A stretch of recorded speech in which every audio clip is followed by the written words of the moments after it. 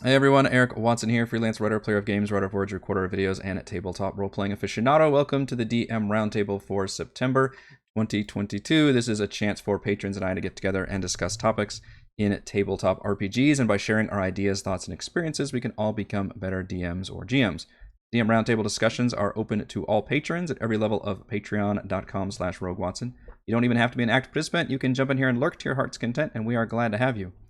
This month's topic, as determined by the Patreon poll, is balancing encounters.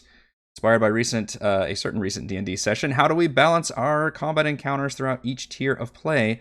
And if needed, when and how do we make additional adjustments in the middle of a session? Joining me for this month's DM Roundtable, we have Genocider. Hello. Lumpy Spuds. Hello. Lucas. Hello. Stan. Greetings. Christopher. Got some echo on somebody. Hello. And Pegleg Smitty. Howdy. Hello. So, fun fact, this was actually our very first DM Roundtable that I hosted back in 2019. I don't think any of you are actually here for that, so it's worth revisiting. I think encounter balancing is a very tricky thing in Dungeons and Dragons. It's one of the more common things. Every DM has to do it. It's something that comes with experience. If you don't know how to do it, then there actually is some information about it in the Dungeon Master's Guide, and thankfully they revisited the topic of balancing encounters in Xanathar's Guide to Everything and did a little bit of a slightly better job. But I know going into it, I've mentioned time and again that 5e was my first experience really playing D&D, but definitely DMing D&D, and so this is all I had to go on for encounter building was the mercy of these books, and it still feels a lot like trial and error, even 6 years later of doing it, and some of you have way more experience with this than I do. Thankfully, the big advantage to having a live DM, unlike, say, a video game or something, is the ability to adjust during the encounter itself. So for the purposes of this topic, specifically, obviously, we can talk about building encounters, but I also want to make sure we discuss ongoing balance of encounters, like when an encounter has already been deployed and you see everything happening, what are the kind of things and tricks we can do while that encounter is actually playing out, but also how do we come into it at the beginning and try to create a well-balanced encounter depending on what we are looking for. Genocider, you were the first one here, so I'm going to start with you for balancing encounters. What are some of your good advice, best rules? So I'm pretty new with the CR system as far as designing encounters for balance. I balanced a lot of stuff on the fly, so I can admit that as I was designing adventures in combat, like a lot of times they would be messed up. So I'd have to do things like roll the die behind the screen or fudge some hit points or something like that. Is the CR system new to 5e?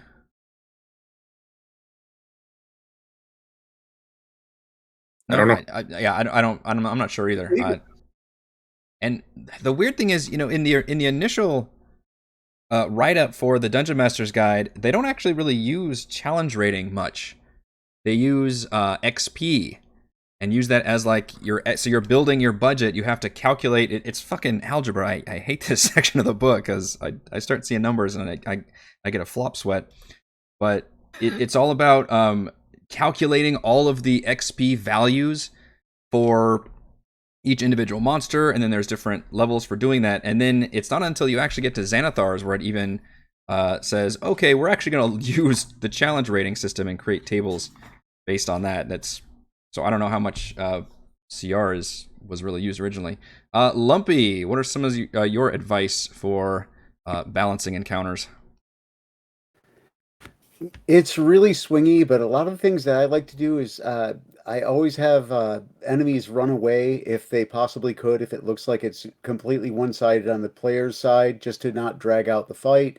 And I try to keep flying enemies kind of in the wings, just in case anything goes hard the other side, All right, but players will always chase, will they not? Because that's been my experience. Like, nobody wants anybody to flee.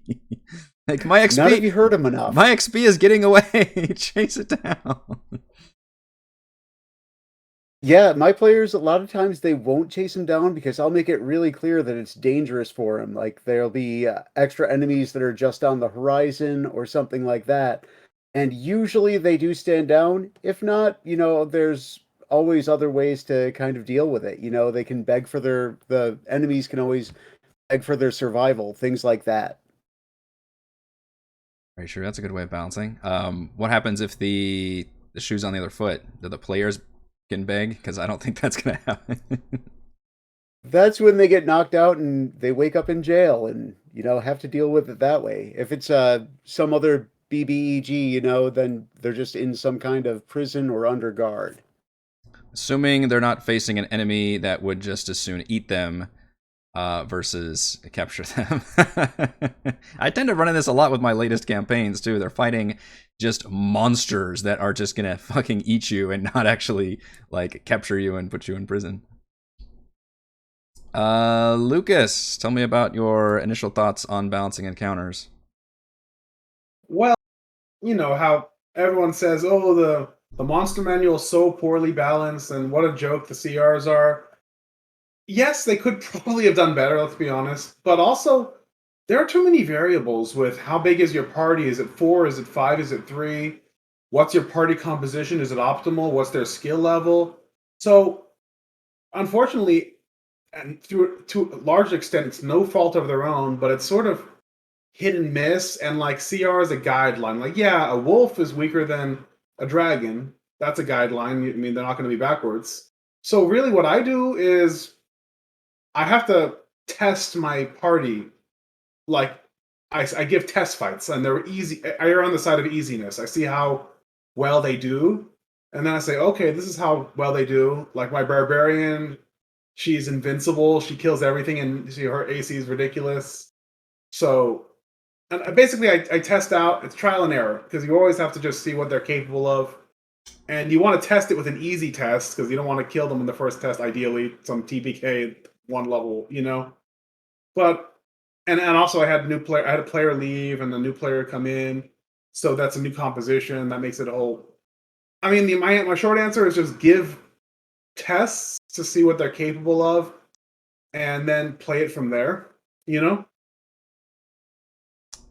Something we hadn't touched on yet was I agree with you. I think the monster manual did have some complaints. Something that would I probably didn't realize until after I had had some D&D under my belt, and just realized how much ass my players were generally kicking. And then I cracked open the Tomb of Beasts, and just baseline, they'll have like double the hit points. Which that's a separate argument. I wouldn't necessarily say doubling the hit points of monsters is a good way of rebalancing things, just to make your fight last longer. Some monsters maybe could use that. I think the big problem that I've come to realize is the monster manual is probably balanced if the players never got a single magic item. Which doesn't happen. And that's a very hard thing to balance with, because when you're designing a monster manual, you can't really assume the players are going to have any kind of magic items. But I think you should assume that a bit throughout different tiers, and Xanathar's helps with that a little bit. Even then, I look at the numbers that Xanathar's gives you for magic items, not to digress to a different topic, but I feel like that was very low. So if that's what Wizards thinks the average party has, then holy crap, no wonder my party is kicking ass, because I give them so many cool treats and toys and weapons to play with that they are far stronger, in my opinion, than their party comp might say that. Now, on the other hand, they're maybe not the most optimally players in terms of how they build their characters, but also how they play their characters, so maybe that can hamper them a little bit. And ultimately, no matter what, it's going to come down to the dice, and there are certainly some situations where they play everything exactly right, but they just can't roll worth shit, and it's just killing them. Stan, what are your thoughts for To answer one of your questions, yes, CR in first and second edition didn't exist. You had XP. Okay. And we ran a lot of modules back then. TSR, which is now Wizards, put out a lot more smaller modules and adventures, and that's what we ran. We ran some homebrew stuff, but it was a lot of pre-made stuff. And when it comes to balancing, is know your material. Like I just last night, and we talked about this a little bit earlier. Just last night, I ran a dungeon for a bunch of rookies, and it was a level 2 dungeon. They were all first level characters.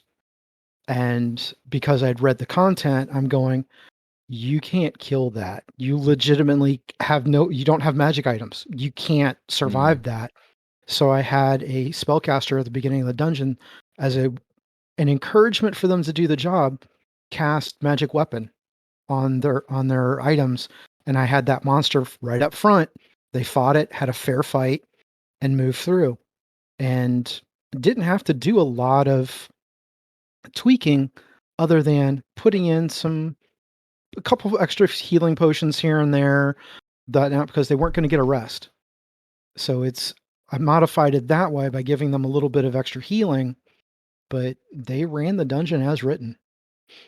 Could you just eliminate that monster's magic resistance or immunity or whatever it had? Or one of those like can only be. Could have. Everybody at the table is new except for one person who's a fellow experienced DM. And soon as this, we're talking shadows. Yeah. Be it a shadow, a wraith, whatever. You give that description, One of the most his eyes go deceptively difficult. Yeah. Crap. And then he goes, oh, we have blessed weapon. Okay, we've got a chance. And it's just saw that look of stark horror, and it just faded down to, we might live through this. But in the boss battle, I didn't change anything. And one of the rookie players jumped right in and aggroed the entire room. And he's looking at me like, this is where we all die. Mm-hmm. And they made it. They got through it. Wow. Those can be the good stories too. Christopher, what are your opening thoughts on balancing encounters? Sure. So I have like two. One, I always do milestone, so then I don't have XP hunters and things like that. So then the party is you're more likely to walk away or find another way rather than just feel the need to slay the monster. I have 100% agree with you on that. I have found that to be the exact case, and one of the many reasons I switched to milestone is to try to prevent exactly that situation where they're like, oh well, even though we're going to solve this diplomatically, we still need to kill them for the XP. Although you're supposed to give them XP for it gets weird too if you're like, oh wait, we sneak past these monsters and then we got the XP, now we go back and kill the monster. It just gets really wonky. Right. So yeah. The other thing is I layer my planning for the encounter, because the whole thing can be shot by how initiative occurs. If the initiative rolls high for my monster, then that will then attack. And if it rolls high and the party's whatever, then maybe it will go by who the monster would legitimately attack. If I see the party is kind of struggling, maybe I will damage the person who can take the damage, because a lot of times players their character is the archetype for the tank, but they're not playing the tank, they're in the back. A lot of times the ranger ends up high or the cleric ends up high, and then he's back controlling the aura, not up in front with your AC 18. Yeah. So it's like those type of things. So then I'll try to figure out a way around that and things like that. But I usually tend to if they hurry up and slay the monster, then maybe its mate comes out. So kind of like layer it that way, and maybe that second layer won't happen until halfway through the first or second round, when I can really judge where things are going. I also try to make sure that it's not 10 rounds, and I don't fudge the rolls. I'm usually super transparent with the rolls, but they never know the HP. Except for those stupid roll 20 things where it's like, oh, less than half HP does this, and it's in the attacks, and then I go and forget form of wrath and things like that. Yeah, they do that. I always forget to go back and rename them A and B or whatever.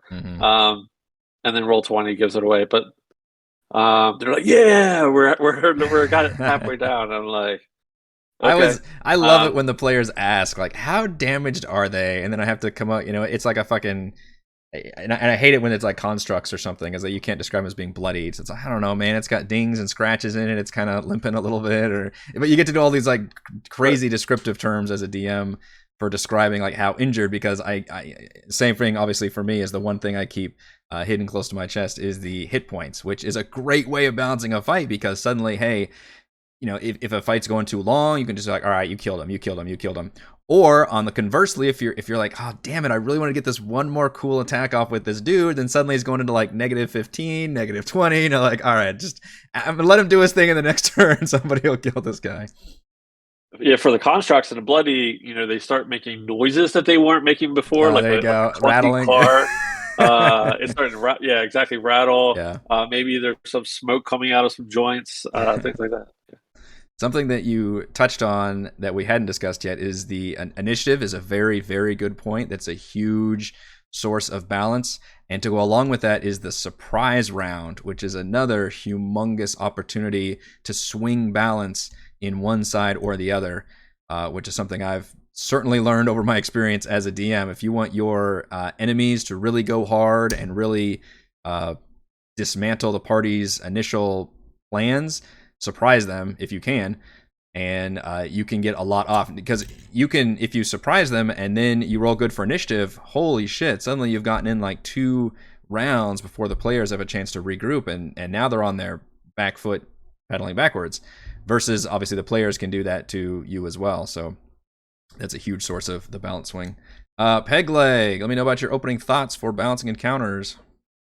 One thing that's also really important with the balancing, and I'm learning this with my cleric, is knowing what your players tend to bring out. So, for example, if I'm throwing a bunch of smaller, like minion type enemies, they're just going to get shredded by spirit guardians. That fucking spell. Yeah, it's so good. I've It is got good. 3 players that are basically building around that, where they drop the movement speed to 5, and then if they do make it out, get pushed back in. But that's one of the big things that people, I guess, didn't touch on quite as much. I agree with pretty much what everyone said so far.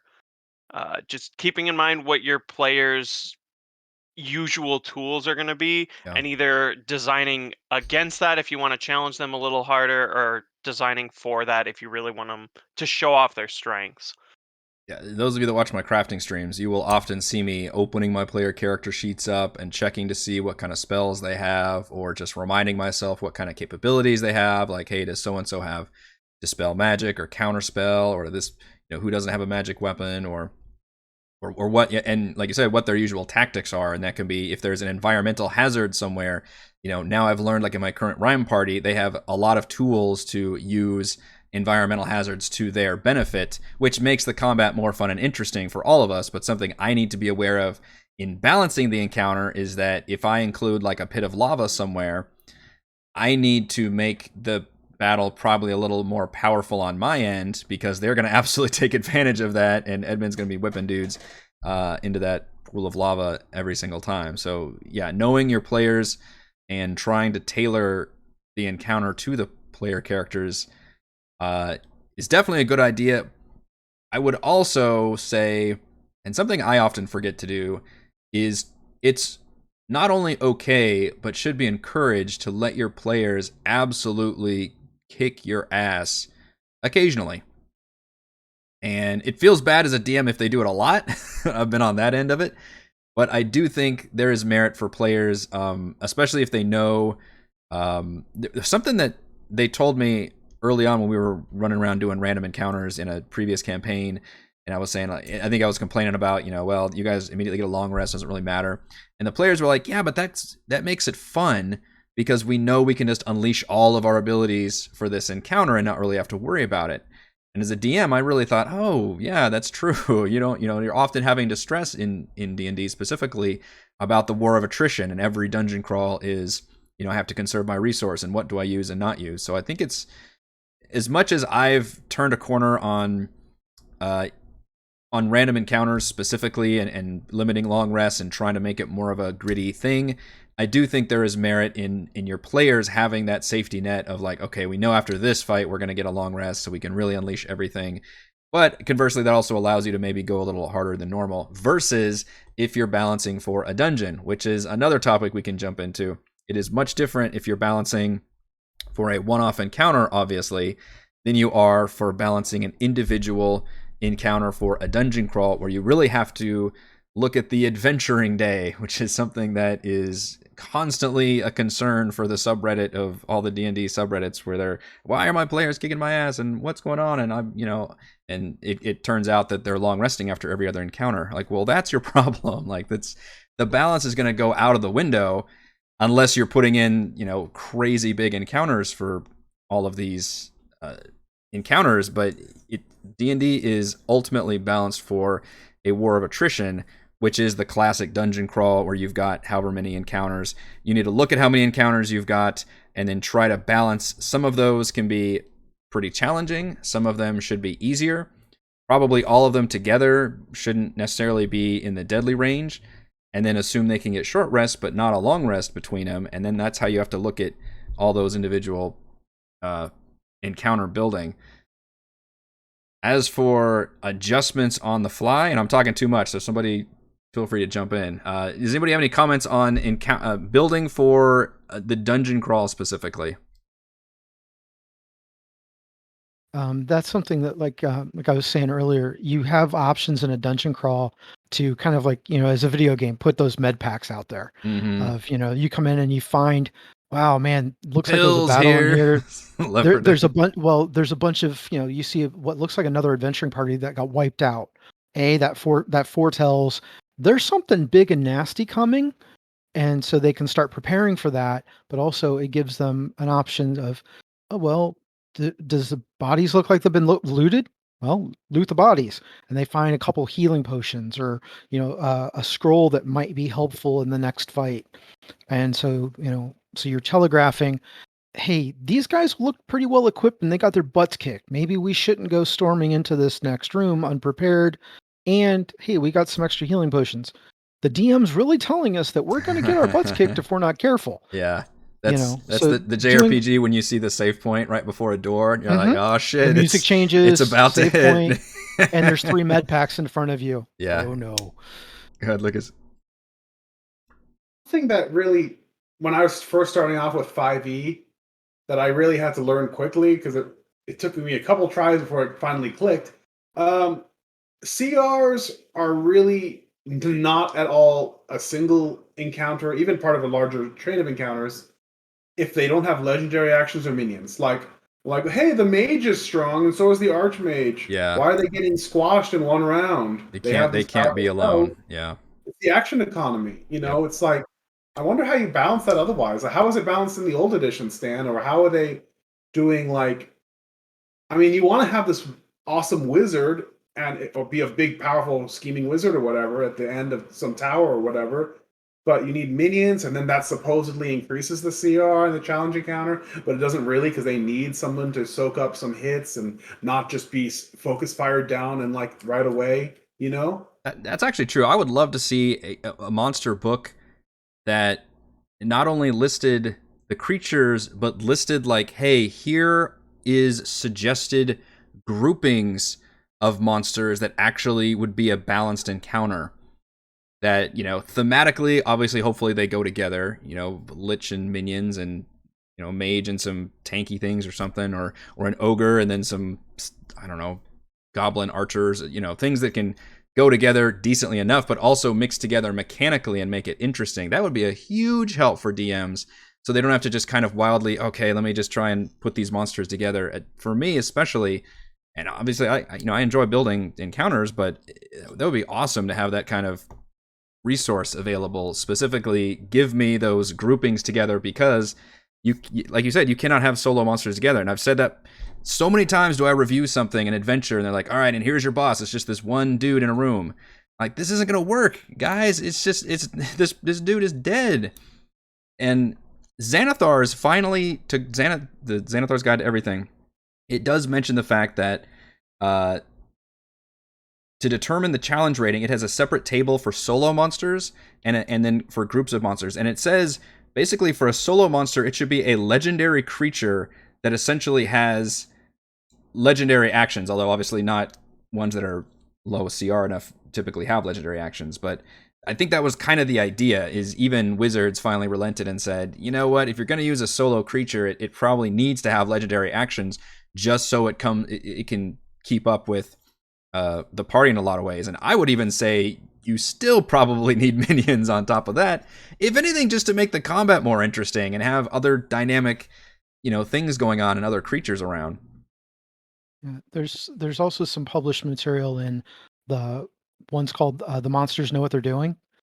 Is a good resource, and there's a guy that goes on the YouTube handle of Dungeon Masterpiece that made an interesting point in this last week, where he's saying, if you run goblins optimally, the first encounter in Phandelver should be a TPK every single time.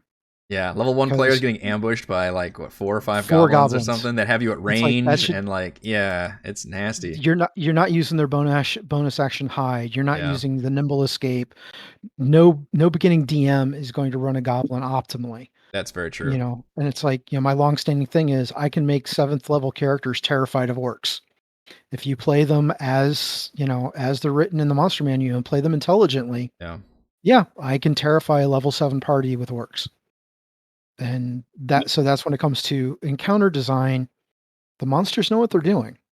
So if you want to make a big bag of hit point frost giant really terrifying for a 9th level party, give him a squad of 12 to 15 orcs. And you have 6 of them lay down as archers, 9 of them rush the party, and he stands back and throws boulders. And now they're going, we have a problem. Yeah. That's a really good point. But conversely, you can nerf. I had a Lich, and here's the thing, though. He was very vain, and he monologued, and they got a surprise round. That's some video game shit right there. That's just you understanding the boss patterns, and after this certain attack, he's gonna sit there and that's when I go up and hit him a few times. He just it actually worked in character because he was overconfident. He underestimated them. That's just the personality as part of the jokes. But also the players are enjoying the game, because in a video game you're like, oh god, I'm in a cutscene, I have to watch him monologue. But they're like, no, he's stupid. We're gonna hit him. He's not in a cutscene.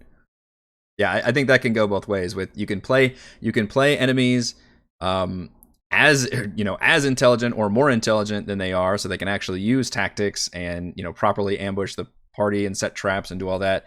Or conversely, if you want to make an encounter a little bit easier or adjust it on the fly, suddenly somebody is not using their best tactics and they didn't show up to class that day and are making some pretty bad decisions, or maybe a player character is taunting them and they're going over to that one when they should have attacked this one. There's things that intelligent creatures could even screw up too. It gets trickier when you have non-intelligent creatures, just straight up vicious beast monsters. Then you can often, I let the players just take advantage, like zombies or something, players should be able to take advantage of those by being more intelligent and more tactical. And then the zombies aren't going to know to, necessarily group up and do the best they can do. But yeah, Xanathar's has some better information in there. It does mention the solo monster challenge rating table. For example, which I always thought, I don't know where I got this, but that CR meant a party of that level, it's balanced for that monster. But that's not. It breaks down as it goes up, though. Yeah, it does. It breaks pretty quick. About 7th or 8. Level 7 or 8, I think it's appropriate. And then after that, I think there's a 1.25 or a 1.5 modifier that goes onto it. Yeah, once you get into higher levels of play. And then you've got the different party size, which obviously fucks it up too. So the table here says, for example, my 10th level party in Rhyme right now, with 5 characters, would be able to handle a solo CR 13 monster. And with their magic items, I think that's reasonable. I think they would destroy a CR 13 monster, honestly. I mean, I'd have to look at an example of a CR 13, I guess, but I would still want to include minions with that CR13 monster. I think. I don't know what a Remoraz is, but that was probably pretty close. I can justify this as being part of the roundtable, but would you guys mind helping me do my homework for an encounter? Oh, we've got a workshop. I'm not seriously like. No, what do we got? Okay, well, I'm planning a long campaign, and the big bad evil guy is Moloch, the devil who was kicked out of hell, and he wants to go back to get his domain back or whatever, you know. So his lieutenant is a fallen angel, and I'm thinking it's way down the line, even though they're getting closer and closer every session. I want to know how to make his encounter interesting and not just them in an arena. Could I make environmental hazards, perhaps, or just because I'm thinking like first off, he's going to be way too easy by himself. I've seen how they fight; they're already finding things above their CR. I just want to make a big showdown with a big archdevil man, not just interesting and unique, and not just a big slugfest in an arena, but also a challenge with because like if it's a slugfest, they're going to win easy. The barbarians, she's already super strong. The wizard has really cheap spells. This part is actually in the old Dungeon Master's Guide, but it mentions include other objectives versus just defeating the boss. So, for example, instead of an arena, he's summoned into a village, and the whole village is being razed, or city, or whatever tier you want to be at. And so now not only do they have to fight this thing, but he's also destroying buildings, and they have to go run around and save people at the same time. Or they have a timer or something. I get that. Yeah. So that becomes really, really memorable. A lot of times my players say like a fight was particularly interesting is when they have some other side objective that they have to do during the fight, or especially if there's new I guess spawns, but things happen in the middle of a fight. So it's not just once one side and the other side, and that's how it is for the entire time. Somewhere in the middle, you break out suddenly new creatures have spawned up, and they've got completely new abilities, and the players have to readjust their plans in that way. Yeah, so if you do something like have an Araness or some other lesser, which they would look, a higher level party is going to laugh at until they start summoning, because they have gate abilities.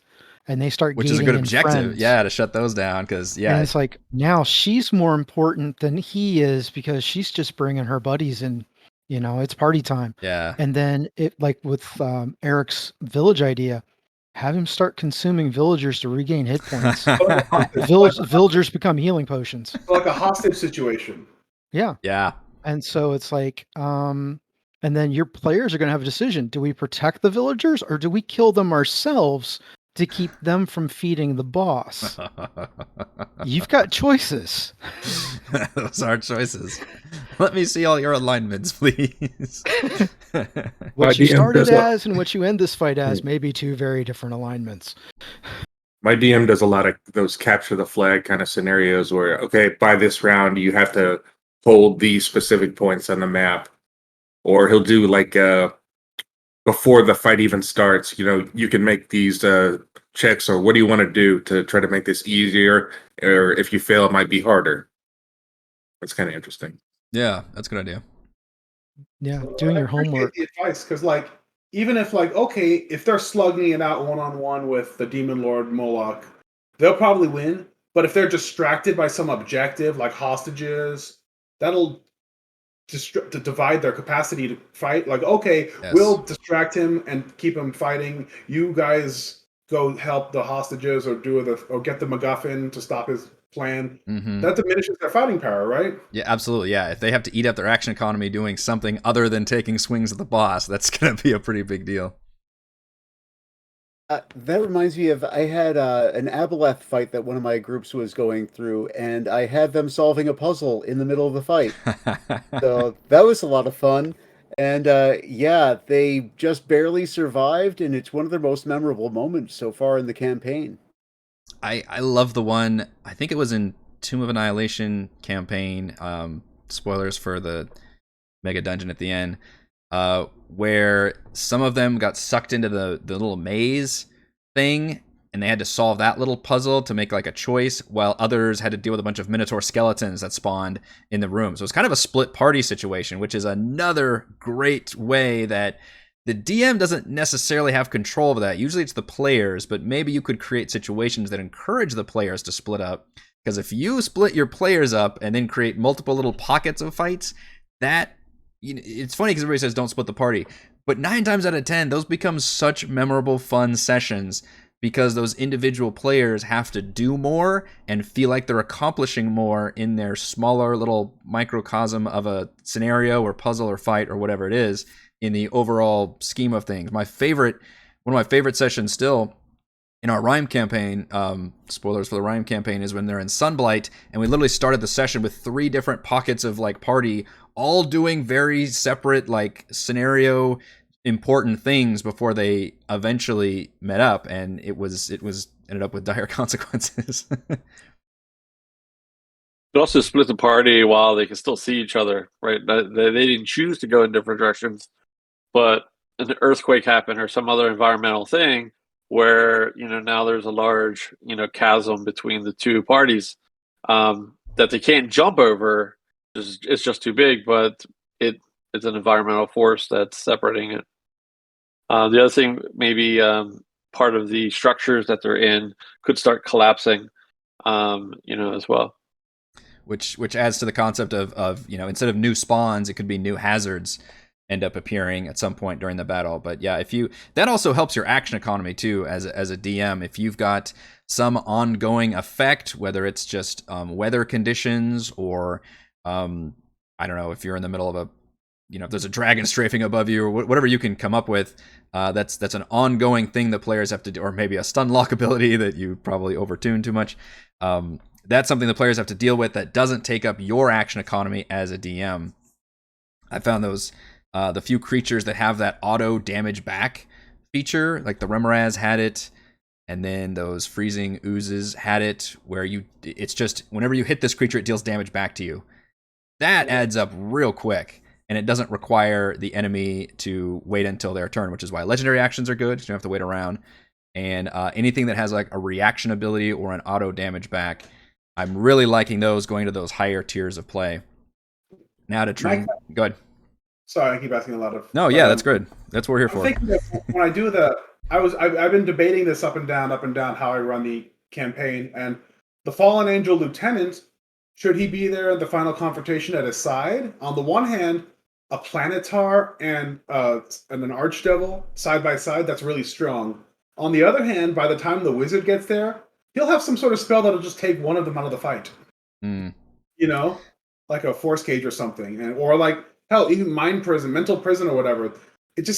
Wizards have spells that just take single enemies out of the fight. Well, the answer is unfortunately going to be legendary resistance every time, which is not. It's. Or pet wizards that do nothing but counterspell. Yeah, that's true. That's probably a better way of doing it. Although counterspell, I think, at a higher level requires checks. But legendary resistance is designed for your bosses and your big important named characters for that very reason, because they shouldn't be stun locked like that. And I think a lot of people and folks who play video games, they realize like, okay, my stun paralyze abilities probably aren't going to work on this big boss. And yeah, sure enough, you inspect him and he's immune to all these different status effects. That is kind of what legendary resistance is in a way. It's a catch-all for having blanket immunity for everything. Now, does that make it a great feature? Not really, because it's just the DM saying, nope, I'm not going to let you do that.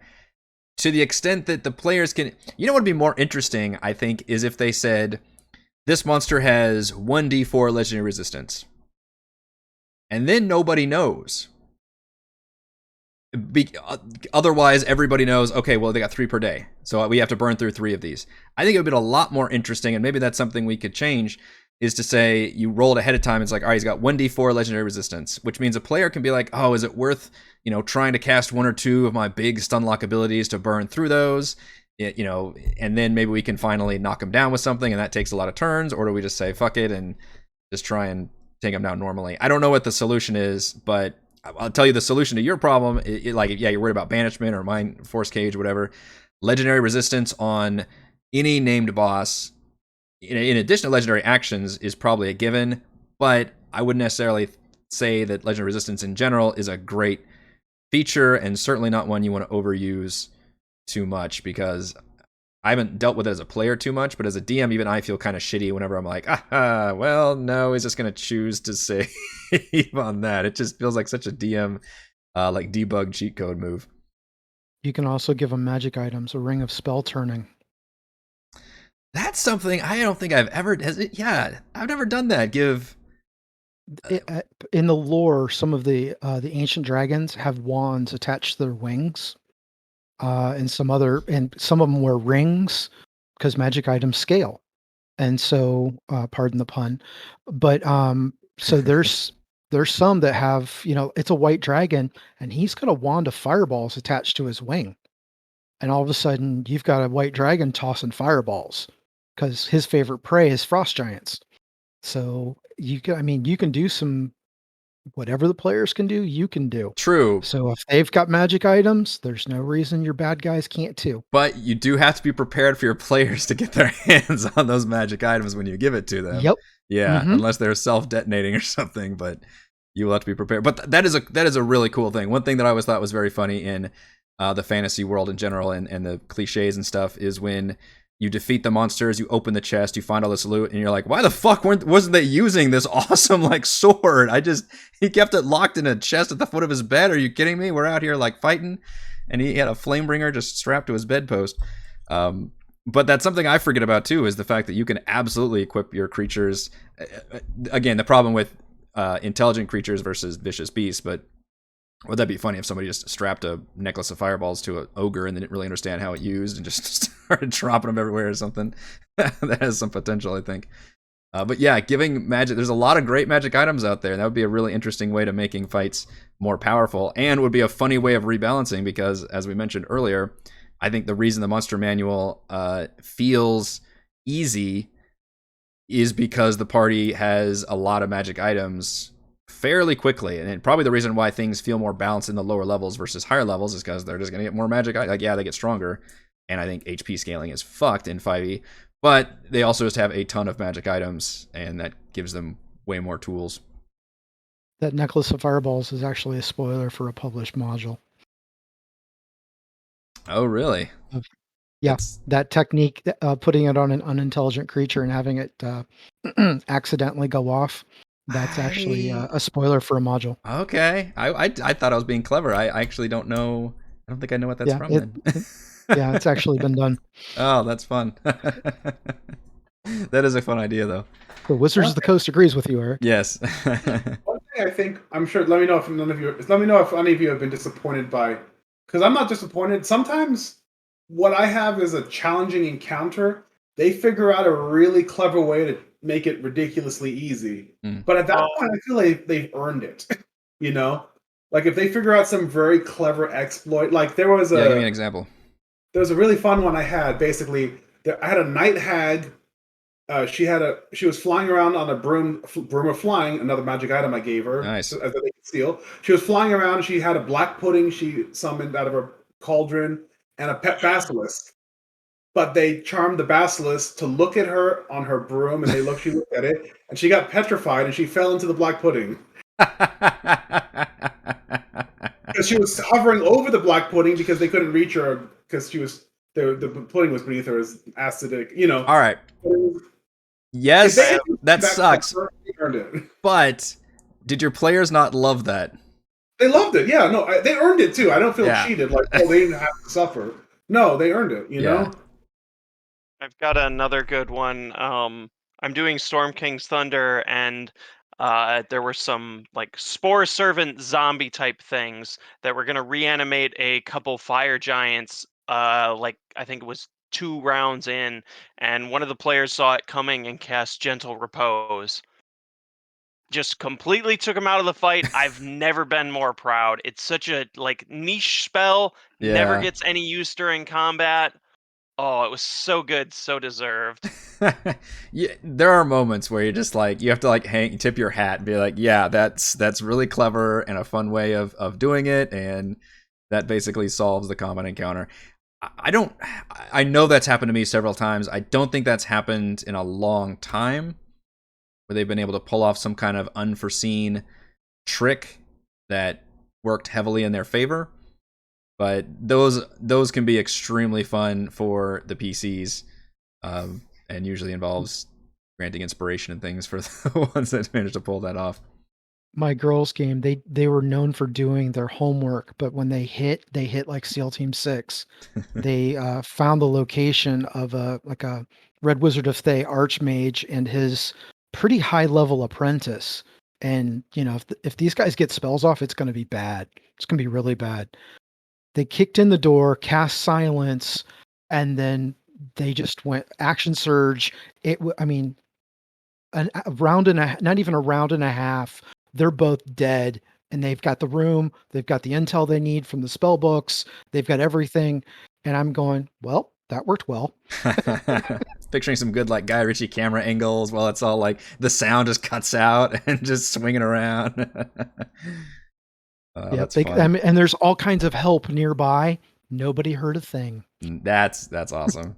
And that's the tricky thing about balancing encounters is that, I mean, in every D&D group is different, and some of them are going to want that gritty roguelike experience, but there are a lot of situations where your players can and should kick ass. Like especially if you're playing it heroic fantasy, which I think most D&D games fall into that genre, then they should be made to feel powerful. And they have capabilities that most people in their world do not. And that therefore, I don't think they should necessarily struggle in every fight, or even necessarily most fights.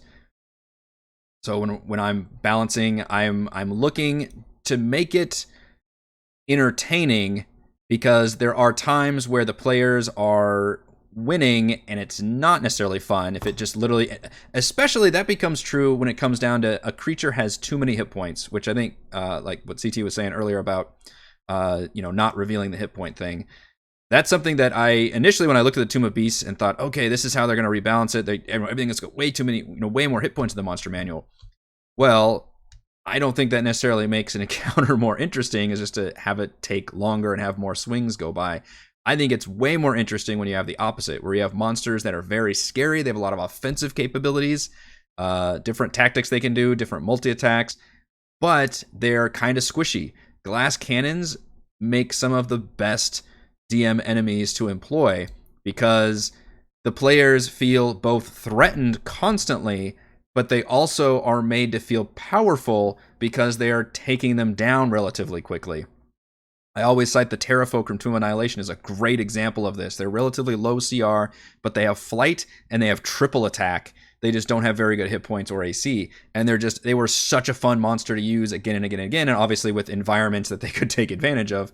But they could be really scary. They could swoop it into a ton of damage and have a lot of attack rolls. But then the players could also feel like they're kind of kicking their butts and they're not sticking around for too long. So a lot of times when I'm looking at now, something I've learned as an more experienced DM is not just inflating the hit points of a monster to make it stick around, but if anything, even take away some of the hit points, but then give it more chances to attack, give it more abilities, give it more offensive capabilities, and that often makes things a lot more interesting for the entire encounter. I think you brought up a really good point, Eric, and that is knowing your table and what they're in for. Yeah. Is this the, hey, we're the Marvel Universe and the good guys are going to, I want them to struggle, I want them to have a good fight, but ultimately the good guys are going to win? Or are we throwing an encounter out? I don't know what's going to happen. Yeah. And they might win, they might lose. This could be a TPK.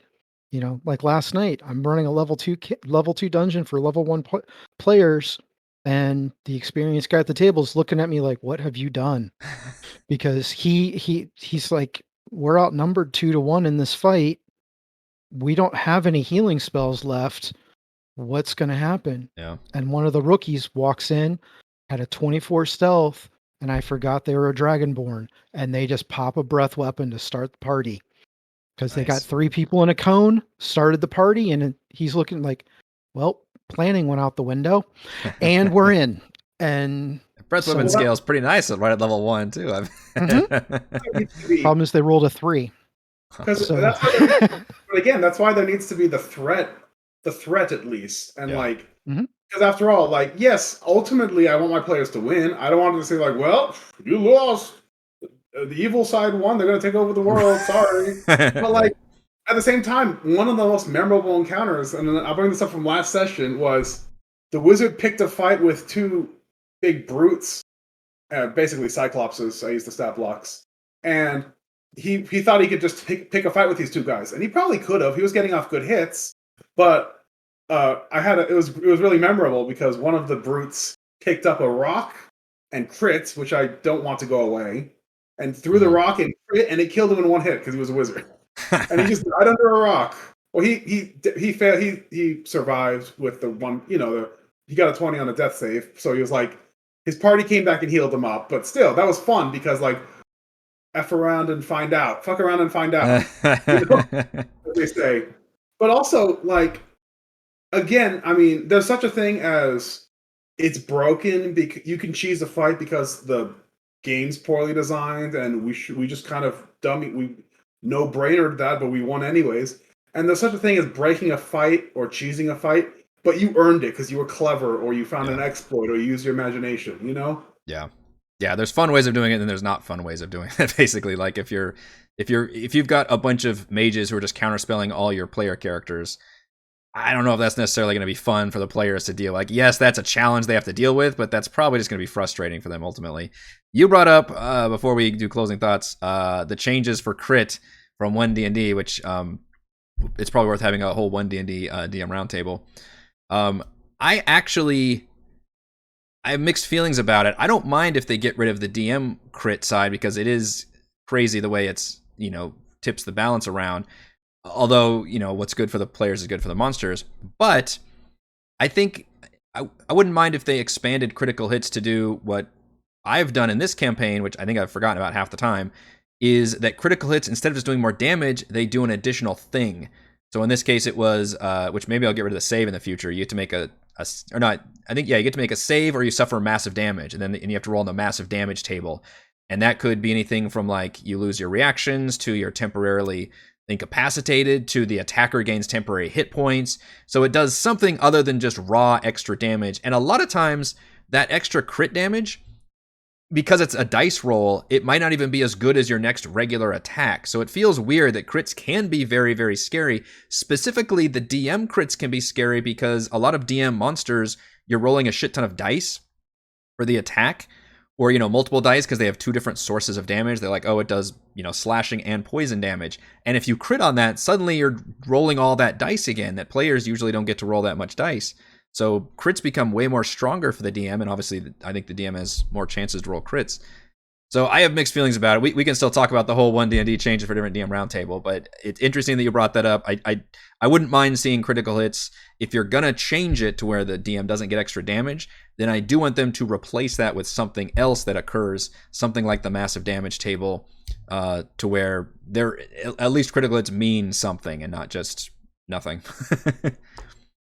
All right. That surprised to see them take that in that direction, because the Tasha's added the 3 features or the 3 feats for the different weapon types. The Crusher, I don't remember the other ones, but each one of those, I believe, has an effect that triggers when you do a critical hit with that type of weapon.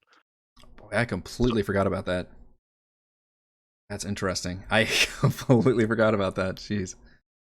I think they're called Piercer or Slasher or just something that simplistic. Yeah, it's Crusher, Slasher, and Piercer. It's Piercer. It's that simple. It's not. They didn't think a clever name. All right. Another controversial thought is the easiest way of managing a balance on the fly: hide all your DM rolls. Yeah. Roll behind the screen. That's the ultimate. That's probably not something I could switch to. I think we're ingrained in that, especially playing on Roll20. That's a big difference, I think, between VTT and physical. I think VTT, it's kind of expected to do it publicly, and in a table, it's expected to do it hidden. But that makes it a little trickier for those of us that play primarily in a VTT. I think everything is out there in the open, so often HP is the only recourse we have. Yeah, Matt Colville did a video of a 4E campaign that he did, and they did a lot of editing, just to cut out some of the you know, when you're playing around the table, there's the boring chit chat sometimes or whatnot. So his editor, he hid all of his rolls with the video Colville screen, so you can see the real rolls. Oh, And so he's telling the players what they're doing, and just across in big red letters, fudge. Across the screen whenever he would say it was a hit or a miss, I wonder, and with the sound effect and stuff. It was just really hilarious. That's funny. I wonder what the ratio is, like how often those are. He did it maybe, you know, they were playing probably 3-hour sessions. He might fudge two rolls a session. Okay. But it was just really funny with the sound effects, the big red letters across the screen and stuff. Yeah. It's like, Jerry, you're having too much fun with this when you're editing. That's fun. All right, let's do closing thoughts on this topic of balancing encounters, and we're going to go reverse order this time, starting with Pegleg Smitty. There's a lot to unpack. I do feel like sometimes, especially with the modules, it comes down to that where the Miller's meme, where it's like, you guys are balancing your encounters? Yeah. Just because especially with Storm King's Thunder, where you're facing giants, your players are going to surprise you. So the biggest thing is being willing to adapt a little bit on the fly, and you pick up the tools based on how your players are. Good. Christopher, closing thoughts on encounter building or balancing. Sure. Keep the priorities the way you need them, right? So is the game fun? Is it moving? And the rest will kind of, you know, work itself out. You know, just be prepared to go up or down, and just like read the room. You know, figure out what's going on. Keep everybody involved. You know, if you know, someone didn't even get to act at, you know, they already killed the monster in the first round, he's going to survive until the other dude gets a hit, you know, and maybe the other dude will take him out, you know, just for the parties. The game is meant for the players, right? We're just helping the story go along. So I think read the room is generally good advice for D&D all over the board too, but especially in combat, and I've felt it, everybody's felt it when either one player or multiple players are really not feeling a certain encounter, or they're, you know, getting frustrated for whatever reason. I think it's important to pick up on that and see what you can do balance-wise to help alleviate that. Stan, closing thoughts. How much balancing of encounters you're going to do depends on the style of play you're playing. If you're playing, hey, we're just out here to do more of a story, you're going to be doing a lot of balancing of encounters. If you're playing actions have consequences, you're not going to be doing as much as you think, because what you know, the dice are going to be determining stuff, and your players' actions are going to determine how hard this fight was. You know, did they rush in and flee farther into the dungeon? They're going to die. Yeah. If they did their homework, they're going to crush it in a round or two. Yeah, even then, my heart feels for players who make some terrible tactical mistakes, end up in way over their head, to use a recent D&D session. Before we jump into you, Lucas, I do want to remember to read out a comment by Refus, patron who I believe lives in a far enough time zone where you can't usually make these DM roundtables. Says, I believe other DMs would agree CR rating are more like guidelines. I think Lucas said exactly that. The extra rules in Xanathars were a bit better, but I think encounter balancing is an art that DMs need to learn. For me, I know the sort of average damage the PCs can dish out and see how that matches up with AC and HP of a set of monsters. Likewise, I check how much monsters can dish out. The real wild card is any crowd control abilities, and as always, those shiny math rocks. A DM's job is to adjust things if it gets too hairy or a cakewalk, depending on their goal. There's nothing wrong with some fights being easy to let the players flex. We've touched on that. Sometimes you got to take them to the brink, though, and like any DM, I've had moments where I've miscalculated or dice are murdering the players. Modding hit points, bringing the Deus Ex Machina NPC, or bigger fish monster are all of our tools to save them. The more intelligent enemies can even kidnap players, all KO'd, leading to another adventure, doing a jailbreak. I think we touched on literally all of those points, so excellent work, Refus. Lucas, closing thoughts on encounter balancing. My biggest takeaway is just a reminder to myself and to everyone else like listening, is that it's just good at, if you want a fight to end early, have a monster by itself and let them get focus fired down by the party. If you don't want the fight to end too early, give them minions, or otherwise divide their action economy. Good advice. I really learned a lot from that one piece of advice. Divide their attention with some other objective or something else, so they're not just focus firing the enemy down. Yeah. You know? A lot of times it can be as simple as you've restrained somebody, because the restrain, they have to spend their action to break out. And a lot of players, especially when they get up there and they've got multi-attack and all their shit, they're like, I don't want to fucking get out of this because it's going to take up my whole turn to do that. And they will sit there in the restrained condition, and then that gives them, essentially a pretty major debuff. So penalties you can inflict upon the players that force them into making those kind of choices, because their action economy is so precious, can be a big deal. Lumpy, closing thoughts on balancing encounters. Play with your players' expectations. Use that against them. If they know they're going to go into a minion fight, have those minions have death burst or something like that. Really just play with the unexpected. Yeah. Also, this could be a different topic, but meta knowledge is a tricky thing to decouple everyone from, and you can do that by slightly, adjusting all those monster stat blocks. Don't be afraid to get in there and just tweak things around. Give somebody, and partly that could be what Stan was saying, is give magic items to monsters. That's a great way of changing your players' expectations. Be like, hey, it's a goblin, but he's wielding like a flame sword or something, or somebody's got a ring that gives them, counterspell, or that right there can change things a lot. Or you can just take a monster and make it a variant and give it different abilities in some way, and suddenly you've created a totally different stat block. With just the monster manual, you can really create all kinds of monsters just using those baselines. I very rarely ever create something from scratch. I usually take another monster or different abilities and then kind of combine them together to create whatever I need. Genocider, final thoughts on balancing encounters? Yep. So I like what Ref has said. It's an art, not a science. So don't be afraid to rebalance things on the fly. I tend to skew my stuff a little harder and then make it get easier as it needs to be. I would probably agree that I would probably agree that's probably an easier way to balance, for sure, is you start off with things pretty challenging, because you could fudge, if you're hiding your dice, you could fudge the dice, or more importantly, you could fudge the hit points of monsters, and you can have some of them tactically retreat. At spawning new monsters, depending on the situation, or spawning new hazards, can feel a little contrived if you are getting your butt kicked and you really feel like I need to challenge the players here. That can be a bit much depending on the situation. Sometimes if it's, a swarming creature, then, oh, you've got some more pop up. But other times it can be really ridiculous if there's more appearing from out of nowhere. But so I would agree. I would probably err on the side of challenging the players, and then make things easier along the way.